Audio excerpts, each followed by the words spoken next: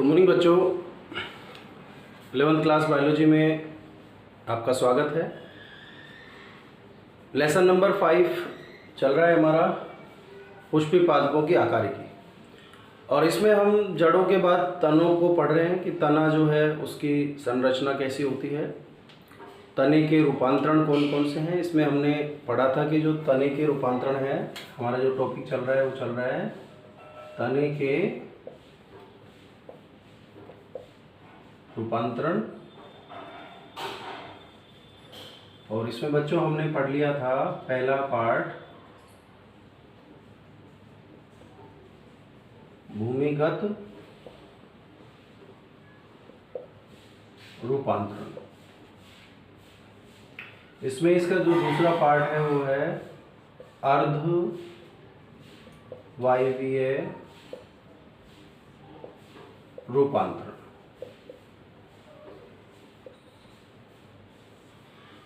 बच्चों ये जो रूपांतरण होता है ये तने के उस भाग में होता है जो भूमि की सतह के पास होता है, यानी कि अर्धवायवीय भाग होता है जो भूमि की सतह के पास, यानी कि आधा भाग वायु में हो सकता है, कुछ जमीन के अंदर हो सकता है। तो ये अर्धवायवीय तना है। भूमिगत तना वो होता है जो पूरी तरह से भूमि के अंदर है, तने का भाग। इसमें हमने 4 उदाहरण देखे थे, शल्क, कंद, शलकंद, कंद, प्रकंद और घनकंद। आज इसमें भी हम इसके 4 प्रकारों की बात करेंगे। पहले हम ये बात कर लेते हैं कि ये रूपांतरण होता किस लिए है। ये मुख्य रूप से कायिक जनन के लिए होता है, कायिक जनन हेतु ये रूपांतरण होता है। कायिक जनन हेतु भूमि के सतह के पास होता है तना। और इसके जो रूपांतरण है वो इस प्रकार है। सबसे पहले है ऊपरी भूस्तारी। ऊपरी भूस्तारी में ये है भूमि की सतह,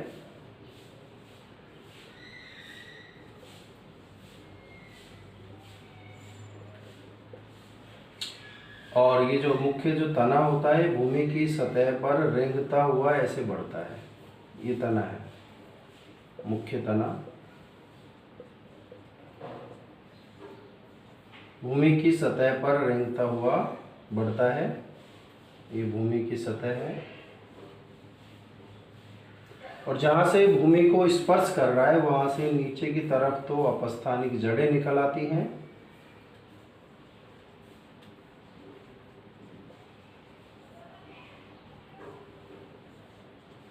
और ऊपर की तरफ कलिकाएं निकलती हैं जो बाद में शाखाओं में बदल जाती हैं।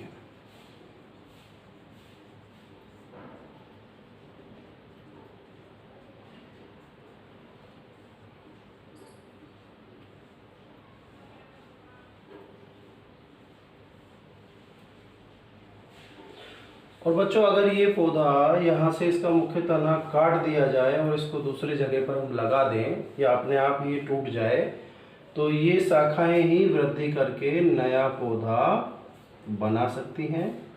तो ये हो गया ऊपरी भूस्तारी। इसका जो उदाहरण है वो होता है दूब घास।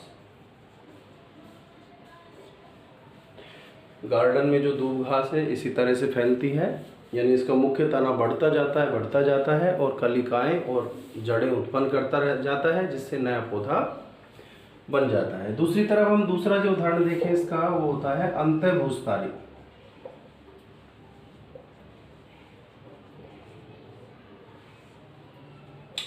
इसमें ये जो भूमि की सतह है,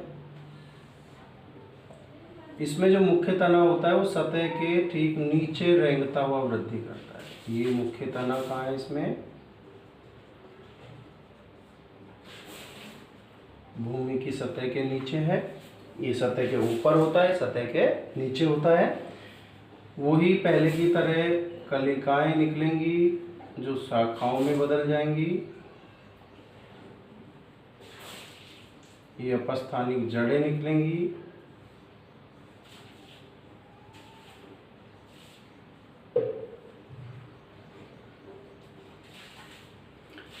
ये अगर ये तना मुख्य तना यहाँ से टूट जाए तो इससे नया पौधा बन सकता है। इसका जो उदाहरण है वो होता है पुदीना। तो अंतःभूस्थारी दूसरा रूपांतरण है अर्धवायवीय तने का। तीसरा जो रूपांतरण है अर्धवायवीय तने का वो होता है भूस्थारी। इसमें हम उदाहरण लेके चलते हैं स्ट्रॉबेरी का। स्ट्रॉबेरी, इसमें ये भूमि की सतह है। मुख्य तना जो होता है इसका वो उसकी शाखाएं हवा में वृद्धि करती हैं। इस तरह से ये शाखाएं हैं, लेकिन कुछ समय हवा में रहने के बाद जब ये शाखाएं ये ज़्यादा लंबी होती है, झुक जाती हैं और ये झुककर भूमि को स्पर्श करती है। जहाँ से स्पर्श करती हैं वहाँ से अपस्थानिक जड़ें निकलती हैं, फिर ये शाखा ऊपर वृद्धि कर रही है।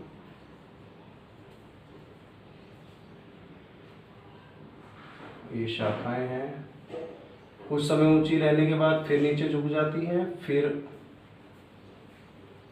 जड़ें उत्पन्न करती हैं, दूसरी कलिकाएं उत्पन्न करती हैं। तो ये क्रम चलता रहता है। फिर झुकेंगे नीचे, तो इसमें इस तरह से वृद्धि होती है। ऊपर शाखाएं, फिर नीचे झुक गई, फिर ऊपर चली, फिर नीचे, यानी रेंगती हुई जमीन पर नहीं चल रही है। रेंगती हुई जमीन पर चलती तो ये ऊपरी भूस्थारी होती। हवा में है शाखाएं, लेकिन फिर नीचे झुकती है और फिर नया पौधा। अगर ये यहाँ से टूट जाए इसका मुख्य तना, तो हम कह सकते हैं कि ये एक नया पौधा बन सकता है। तो ये भी एक कायिक जनन का प्रकार है ऊपरी भूस्थारी में, ऊपरी अर्धवायवीय तने में। चौथा जो प्रकार होता है अर्धवायवीय तने में कायिक जनन का, वो कहलाता है भूस्थारिकल।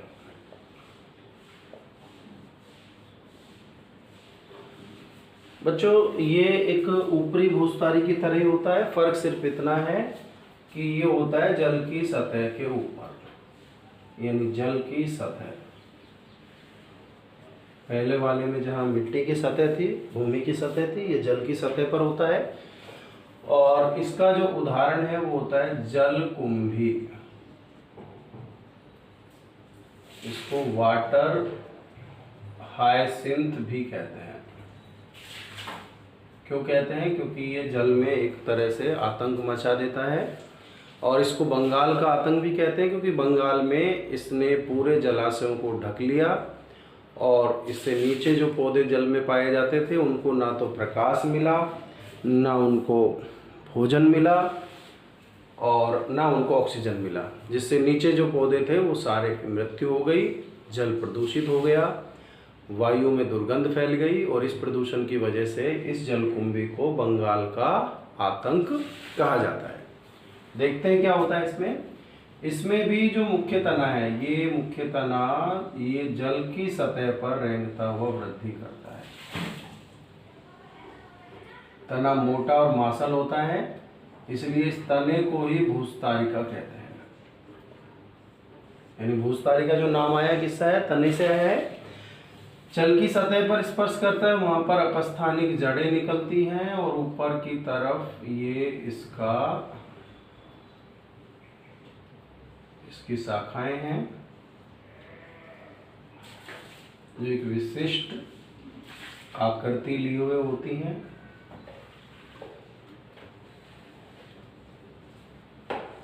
ये शाखाएं हैं और ये भी अगर भूस्थारिका कहीं से टूट जाए तो ये शाखाएं ही नया पौधा बना सकती है।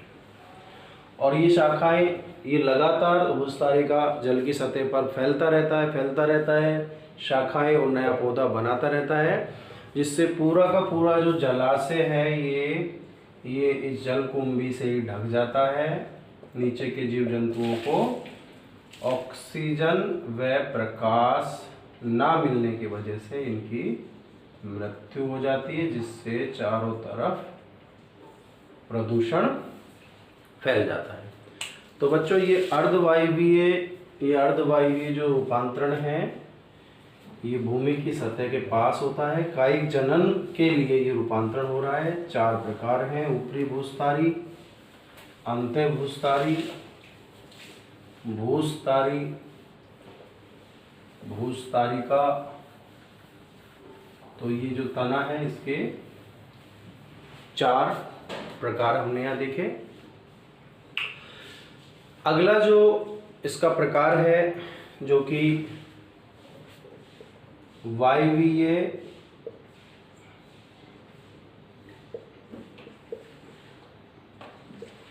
रूपांतरण में आता है, यानी कि तने का जो वायवीय भाग है वो किस प्रकार से रूपांतरित होकर और जो है नए पौधे का निर्माण करेगा या सुरक्षा प्रदान करेगा पौधे को, या फिर अपन कहें कि किस तरह से वो रूपांतरित होता है। तो इसके भी कुछ प्रकार हैं। जैसे पहला होता है स्तंभ कंटक।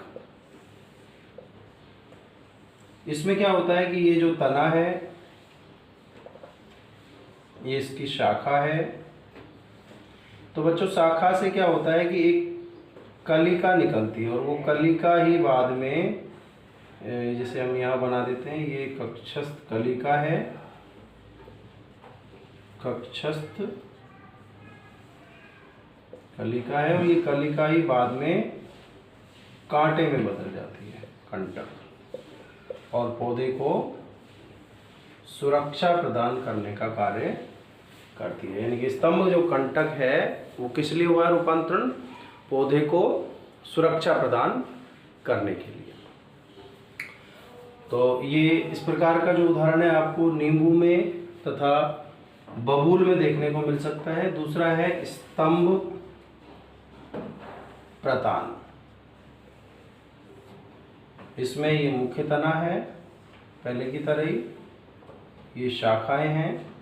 अब शाखा से जो कलिका निकली, कक्षस्थ कलिका ही निकलती है, वो इस तरह के प्रतान में यानी तंतु में बदल जाती है और तंतु में बदलकर पौधे को आरोहण में यानी ऊपर की तरफ वृद्धि करने में सहायता प्रदान करती है। तो ये भी एक इसका रूपांतरण है। इस तरह की जो आपको बेल होती है घिया वगैरह की, उसमें आपको इस तरह का रूपांतरण देखने को मिल सकता है। तीसरा जो रूपांतरण होता है वो होता है पर्णाभ स्तंभ। इसमें क्या है बच्चों, जो इसका तना है, ये तना है जो पत्ती के समान संरचना में बदल गया। तना किस में बदल गया? पत्ती के समान संरचना में बदल गया, क्योंकि इसकी पत्तियां कांटों में बदल जाती हैं और ये पत्ती के समान संरचना में बदलकर तना प्रकाश संश्लेषण करने लगता है। प्रकाश संश्लेषण द्वारा भोजन का निर्माण करता है तना, और इस तरह का रूपांतरण आपको नागफनी में दिखाई देता है। नागफनी का जो तना है वो पत्ती के समान संरचना में बदल चुका है और प्रकाश संश्लेषण द्वारा भोजन का निर्माण कर रहा है। स्तंभ प्रतान जो है ये आपको घिया की बेल में इस तरह का दिख सकता है, ये आपको बबूल में